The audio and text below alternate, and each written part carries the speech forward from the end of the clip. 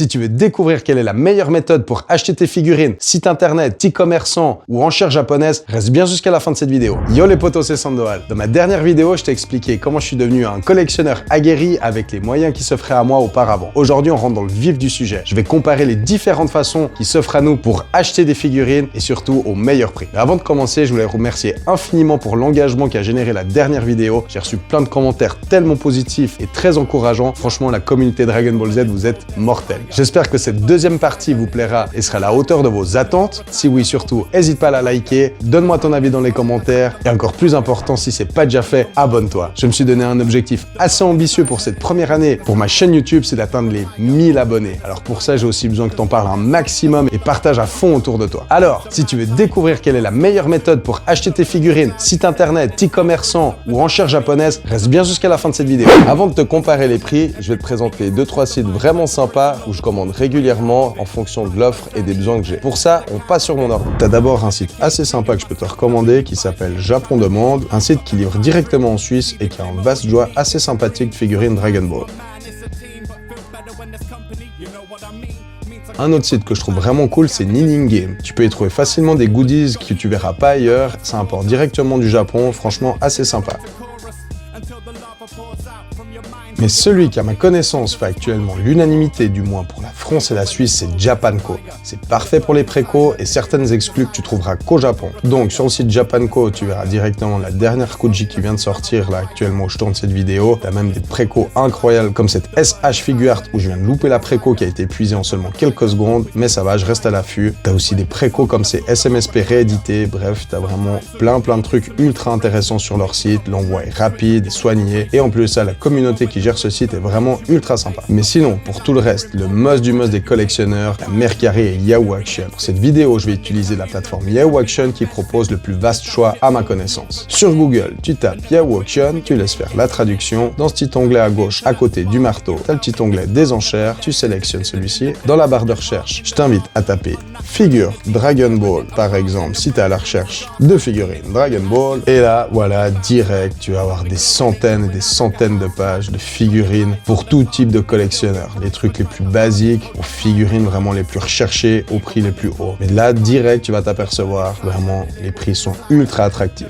Attention, le but de cette vidéo, c'est également de faire le calcul final et total pour voir à combien ça te reviendra. Sur la première page, la Kuji actuelle, la plus vieille Kuji, des trucs que je connais même pas, que tu n'as jamais vu ailleurs. Pas tout est officiel, hein. Attention, ça reste un site d'enchères, hein. Regarde là, par exemple, un vieux set de HQDX qui est vendu. Ça, tu trouves plus à nulle part. Pour le moment, l'enchère est à 1000 yens pour ces 3 figurines en box. C'est juste incroyable. Il n'y a encore rien qui a été déposé. Imagine, ces 3 vieilles figurines, certes, qui ont peut-être un peu mal vieilli, mais c'est ultra rétro. Elles te coûteront environ 5 balles. C'est juste n'importe quoi. Inimaginable. Cette plateforme, elle est juste oufissime. Tu peux aller ici dans les barres de recherche, sur les onglets, mettre 2-3 filtres pour voir vraiment les trucs les plus rares. Moi, pour ça, la technique, généralement, je sélectionne les figurines à partir de 30 000 jusqu'à 9 milliards de yens. Bref, sans limite. Et ça te sortira les items les plus convoités, les plus rares, qui sont forcément quand même un petit peu plus chers. Quand tu es sur leur page et puis tu veux être sûr d'acheter au meilleur prix, tu peux par exemple appuyer sur une figurine, là cette Gohan Kuji du 40e anniversaire, actuellement sur une enchère qui se termine dans 19 heures. La plus haute enchère pour moi est à 2700 yens. Il y aura des frais supplémentaires, mais ça j'y reviendrai plus tard. Bon, vu qu'on est sur une enchère, c'est pas terminé, donc ça peut encore augmenter. Par contre, ce qui est intéressant, c'est quand tu sélectionnes un article, pour être sûr de l'avoir au prix le plus abordable possible, elle va te faire une recommandation des mêmes produits. Et là, tu peux directement voir d'autres produits, d'autres ventes, d'autres vendeurs qui commencent à 1200 yens, il y en a des qui sont déjà plus élevés. Bref, en utilisant les recommandations, ça te permettra vraiment de fouiller l'article que tu cherches et essayer de l'obtenir au meilleur prix possible. Donc je t'invite sur Yahoo Action à te perdre pendant des heures et des heures. Fais gaffe, ça devient hyper addictif. Moi, j'y passe la moitié de ma vie. Pour accéder à ces enchères japonaises, il va falloir utiliser une plateforme de proxy qui te permettra d'enchérir directement pour toi. Il y a Bui, From Japan, mais là, pour cet exercice, je vais utiliser Zenmarket. Pourquoi Zenmarket? Parce que l'interface, elle est très facile, très claire, c'est top pour ce tuto. Sur ta barre de recherche Google, tu tapes Zenmarket. Important, tu vas devoir te créer un compte, déposer des fonds dans un premier temps. Et une fois celui-ci qui est créé, t'as plus qu'à retourner sur ton site d'enchères comme Yahoo Auction. Tu choisis une figurine, celle que tu veux. Tu copies le lien, tu le colles dans la barre de recherche de Zenmarket. L'enchère apparaît avec les prix, la traduction, lis toujours bien la description. Fais bien attention aussi aux notes du vendeur, ça peut influencer forcément ton choix. Et après, une fois ton compte créé, t'as plus qu'à cliquer sur l'article faire une enchère et Z-Market le fera pour toi. Mais voilà, le but de cette vidéo, c'est de comparer les prix parce qu'il faut faire grave attention à la tonne de frais cachés que tu peux avoir en commandant sur Internet et une fois ceci cumulé, est-ce que c'est vraiment plus avantageux de le faire? Pour l'exercice, je me suis rendu dans un magasin spécialisé à Lausanne et j'ai choisi une figurine Matchmaker. La Matchmaker, c'est parfait pour faire cette comparaison. C'est une figurine basique, standard, à petit prix et celui-ci n'évolue jamais en fonction des sorties et de la demande. Alors, tu peux voir dans ce magasin que la Matchmaker, elle est vendue 42 francs 90 comme toutes les autres et d'ailleurs, c'est le prix qui est standard que j'ai pu retrouver dans tous les magasins spécialisés que j'ai visités. Gros avantage, gros point positif, quand tu rentres dans un magasin, tu vois la figurine, elle te plaît, le prix est affiché, tu passes à la caisse et tu te barres. Et maintenant, je te montre cette même figurine vendue dans une grande surface style Manor ou Migros. Là, tu peux tout de suite constater le prix est 44 francs 90. Donc, c'est plus cher que chez le petit commerçant spécialisé. Donc, s'il te plaît, tu me vires cette méthode de ta liste à boycotter absolument. N'achète pas tes figurines dans les grandes surfaces. Alors maintenant, passons à Internet. Et là, ça se complique un peu. Alors, pour l'exercice, je vais faire une simulation avec un colis contenant 3 figurines afin de mieux diluer les frais. De cette façon, ce sera bien plus représentatif de la réalité. Prends bien en compte que je vais faire une simulation approximative et bien sûr que selon les méthodes utilisées, les montants peuvent varier du fait de la taille, du poids et des objets sélectionnés. On retourne sur le site Japanco et là, tu peux voir que la Matchmaker, elle est plus vendue 43 balles, mais 19 francs seulement. Enfin, seulement, c'est le prix qui est annoncé. C'est vraiment ultra intéressant, hein. Ça, on peut pas dénier. Mais il y a plein de frais qui vont se cacher. Donc maintenant, je vais te faire le calcul avec tous ces frais cachés, à combien elle va te revenir au final. Alors, comme je t'ai dit, avant d'aller plus loin dans le calcul, j'ai fait une simulation, j'ai mis 3 figurines dans mon colis.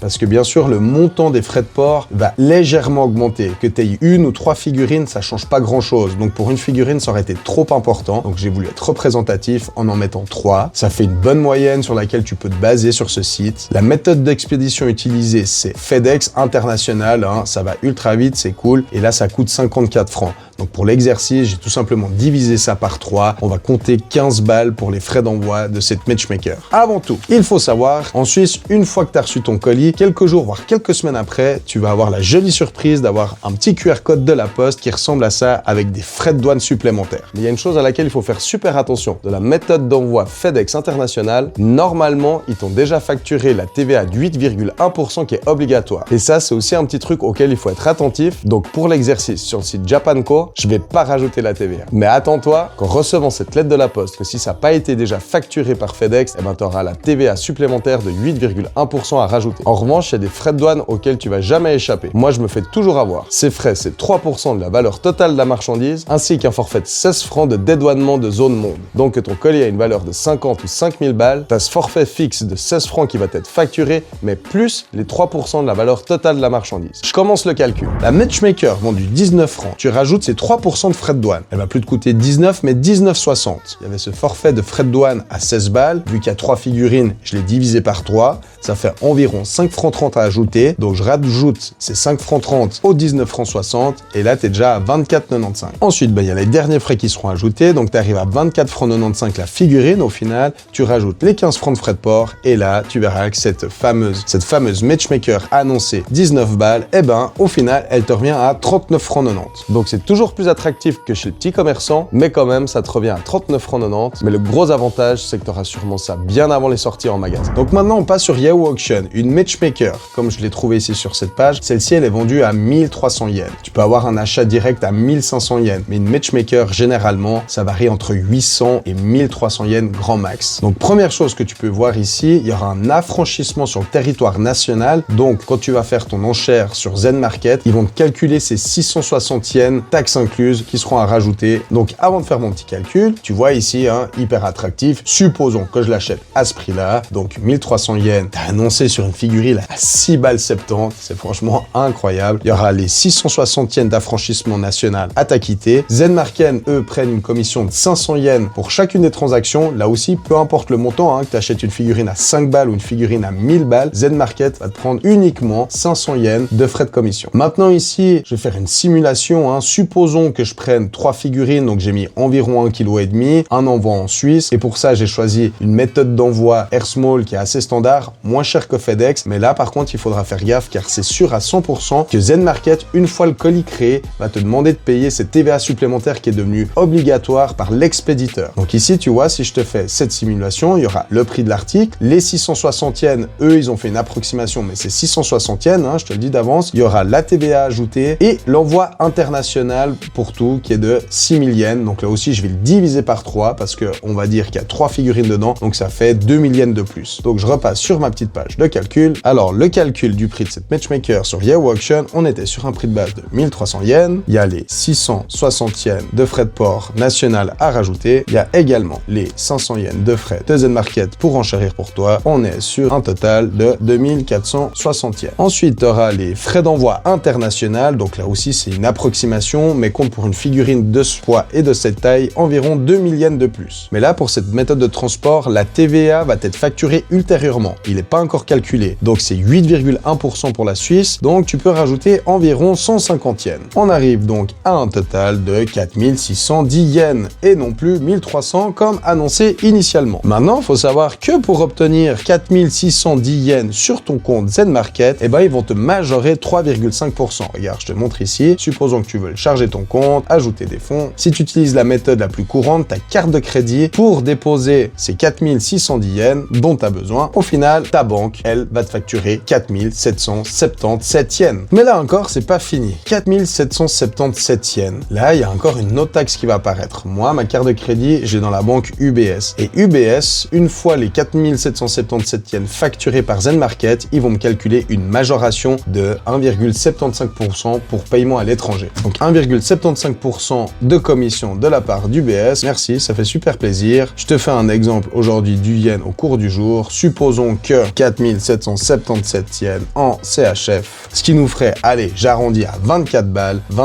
sur lequel ta banque va encore te toper 1,75%. Je passe en francs suisses 24 CHF parce que bien sûr ta banque va te taxer sur des francs suisses. Tu rajoutes 1,75%, ça fait encore 50 centimes à rajouter. Ta figurine est donc 24 francs 50. Mais oublie pas, t'as encore cette putain de douane qui va te taxer. Donc t'as les 3% de la valeur de marchandise. Donc ces 3%, ça fait environ 20 centimes. On passe donc à une figurine à 24 francs 70. Et là, tu ajoutes aussi ce forfait de douane que j'ai divisé par 3. Hein. Oublie pas, le forfait est uniforme, c'est 16 francs. S'il y a 3 figurines, je le divise par 3, 5 francs 35 en plus. Donc rappelle-toi, une figurine qui à la base t'a attiré, que tu pensais payer que 6 francs 72 centimes, eh ben non, quand t'inclus tous ces frais, elle te reviendra quand même au final 30 francs 05. Donc en conclusion, le magasin spécialisé c'est un petit peu plus cher que les sites internet, mais c'est clairement justifié. Mais sur Yahoo Auction, c'est sûr que tu vas faire des sacrées économies sur le prix de base de la figurine, mais moins que tu le penses une fois tous les frais cumulés. Mais bien sûr, plus tu commandes en grande quantité et plus les frais seront dilués et ça deviendra plus attractif. Mais au final, c'est en faisant tes propres expériences que tu vas voir si cette méthode vaut la peine ou pas. Mais Yahoo Auction, c'est surtout ultra intéressant pour tout ce qui se trouve plus sur le marché parce que là, c'est ultra compétitif. Si tu compares eBay à Yahoo Auction, là, il n'y a pas photo. C'est jusqu'à moitié moins cher pour la plupart des articles. Récapitulatif, magasin spécialisé, 42 francs 90. Grande surface, 44 francs 90. Donc, je te rappelle, on oublie cette méthode. Site internet Japanco affiché 19 francs, mais au final, te reviendra à 39 francs 90. Et sur Yahoo Auction,